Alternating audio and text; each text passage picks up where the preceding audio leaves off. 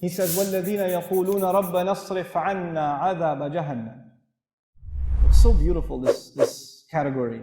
There's a group of people Allah loves because the only thing, they just ask Allah, Ya Allah, I don't want to see Jahannam. I don't want to take me away from Jahannam. I don't want to be turned away from it. إِنَّ عَذَابَهَا كَانَ غَرَامًا إِنَّهَا سَاءَتْ مُسْتَقَرًّا وَمُقَامًا. Its penalty is very heavy.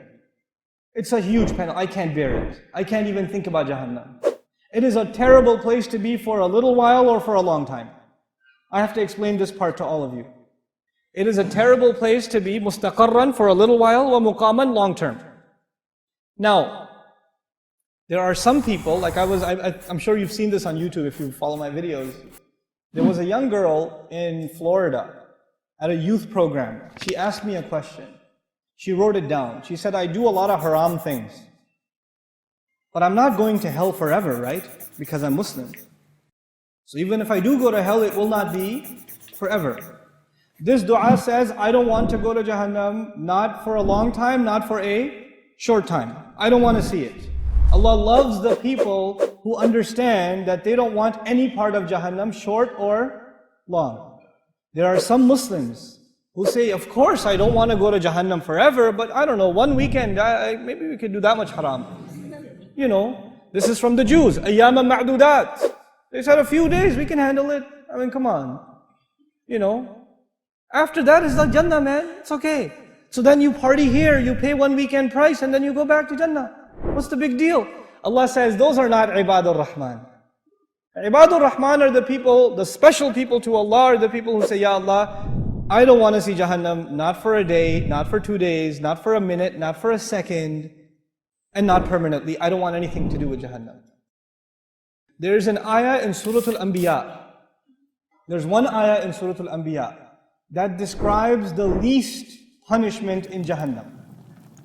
Jahannam is described in so many places in the Quran, but the least, the easy punishment of Jahannam is described in Surah Al-Anbiya. How easy is it? The person described has not tasted the fire. They have only tasted a breeze. You know, when you have a fire, it has a hot wind. The hot wind is called lafha with a lam. But the ayah doesn't use lafha. It says, وَلَئِن مَسَّتْهُمْ نَفْحَ with a noon. With a noon, it actually means a cool breeze, not a hot breeze. And nafha is used when you close the door and some hot air comes in as you're closing the door. That the air that comes in or goes out, that's called nafha. Allah says those people will taste a nafha, air. Not even inside Jahannam, where? Outside. They haven't even gone in yet. And they didn't taste fire, they didn't taste lava, they didn't eat anything. They're just exposed to air. And not even hot air. Which kind of air? Cold air, nafha. There's hotter air in Jahannam. And it touched them barely. Massathum, it barely touched them. You know, sometimes you're boiling or frying things and something comes out and it touches you just a little bit. But that's not air. That's liquid. Allah doesn't say air, liquid will touch you. What does He say? Air will touch you and it will barely touch you for a split second. Split second it will touch you. That's it. And it won't even be the full-fledged air. It will be not nafhatu adhabi rabbik. It will be nafhatun min adhabi rabbik, min littaqleel. It's to make it very little bit of air. It's just tiny little bit. So it's not even the whole door was opened and the wind came in. It was like a tiny little, you know how you have window inside the window? Little bit of it opened and a little bit of an air came out and you felt it on your skin just for a split second. And then this is the only torture this person received. There is nothing else yet. And they're not even in hell yet. They're still outside. That's evident from the word nafha. He says, Ya waylana, the person swears, I have never felt more torture ever in my life. This is the worst, I must be in the worst part of hell. Wayl, the Rasul ﷺ describes wayl as the worst part of hellfire, so scary that hell itself is afraid of it. Jahannam is afraid of wayl. And this guy says, I must be in wayl. Ya waylana. He's not even inside yet. The Muslim understands, the believer, the student of Quran understands, إِنَّهَا سَاءَتْ مُسْتَقَرًّا وَمُقَامًا. I cannot be there for a little while and a long time, I know.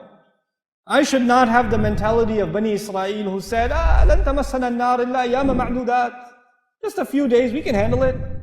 You know, I've had long, hard, hot road trips outside with no air conditioning. I'm tough. No. إِنَّهَا سَاءَتْ مُسْتَقَرًّا وَمُقَامًا. This is a category by itself. These people are special to Allah. The only thing they ask Allah is, Ya Allah, I don't want Jahannam. I don't want Jahannam. Never, at all. That dua itself qualifies you to be special to Allah. SubhanAllah. What a mercy from Allah.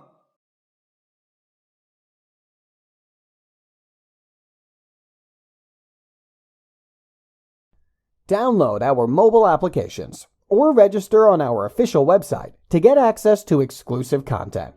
Links given in description of video.